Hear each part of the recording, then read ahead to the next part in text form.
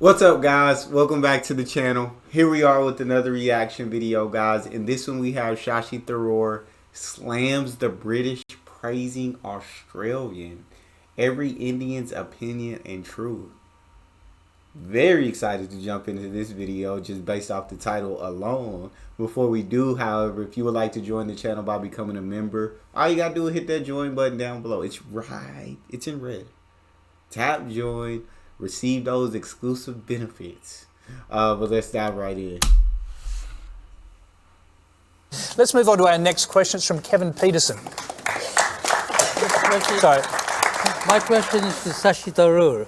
Happy Onam first. Oh, thank you. You too. You mentioned about Britain. Mentioned that Britain left India in a worse off condition than had it been without Britain. Mm-hmm. You also mentioned about reparation from Britain. What about the skills in engineering and manufacturing India acquired, the administrative and democratic processes it inherited, the infrastructure left behind, and most of all, the rapid education of the Indian people, of which you are an excellent example? Surely, no one can price these intangible values that were gained during the British rule in India and propel the country to its present position as one of the leading countries in the world. Finally, one more question. I just want to say I enjoy this question because I react to British content on a different channel. And what he just said is exactly how they felt about what they did in India. Whereas the Indians completely, I said it in a different video, it's seen from two completely different perspectives. Where British felt like exactly what he said, they left behind infrastructure, they helped progress them, democracy, they left behind so much that they actually helped progress the country. Where India's like, how did you progress this, bro? Like, you looted, you stole so much, you stopped us from being able to do certain things. Like, no, you held, if anything, you held us back. So it's just completely different perspectives. And so I can't wait to hear Shashi Tharoor can't wait to hear your second question, but I can't wait to hear how Tharoor answers this question. I'm doing a Jeffrey Robertson here. In your opinion, where would India be today if the British did not step into India?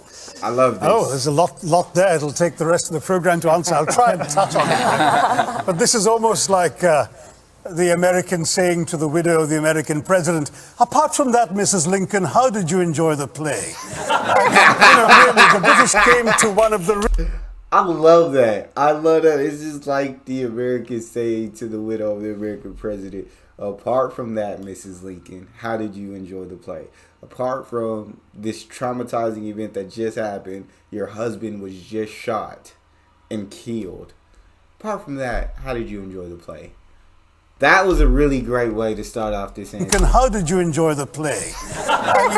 Really, the British came to one of the richest countries in the world, accounting for 27% of global GDP in 1700, 23% in 1800, and over 200 years of exploitation, depredation, loot and destruction, reduced it to a poster child for third world poverty, with just over 3% of global GDP, 90% of the population living below the poverty line when the British left in 1947, a literacy rate, you speak of education, a literacy rate below 17%, and a life expectancy of 27. The growth rate of British India from 1900 to 1947 was 0.001%. That's what they were doing while draining the country of taxes and resources. Education, my gosh, the British, the last thing they wanted to do was invest in educating Indians. Will Durant, the American historian traveling in India as late as 1930, pointed out that the entire expenditure of the British on education in India, from the nursery level to the highest universities, was less than half the high school budget of the state of New York. All the Indian institutes of technology, the engineering achievements you're talking about, were established after independence by the government of India. There is simply no comparison between the accomplishments of India rising from the ashes the British left us in and what was done in 200 years. I've given many figures. Just take one example. I really like that.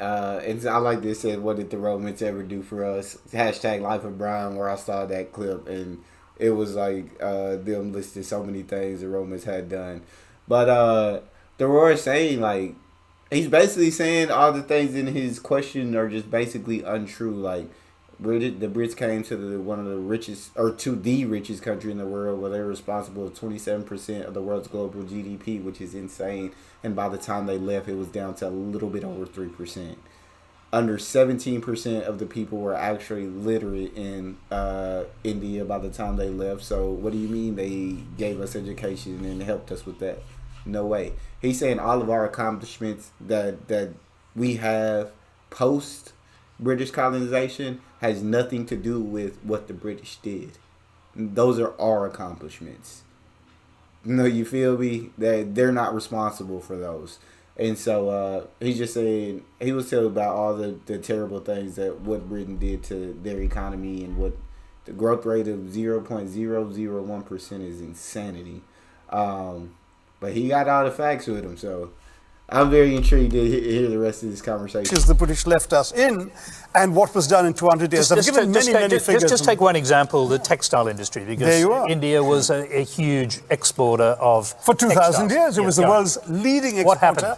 In fact, in the Roman Empire, there are debates recorded by Pliny the Elder of Roman senators complaining about the amount of the Roman Empire's gold that was being sent off to India because of the tastes of Roman women for Indian muslins, linens, and cottons. Was it just modernism, the Industrial Revolution, that destroyed it, or was it something else? No, that's the excuse that apologists like to make, that, it's not our fault, you just missed the bus for the Industrial Revolution. Well, we missed the bus because you threw us under its wheels, is what I tell the Brits. I mean,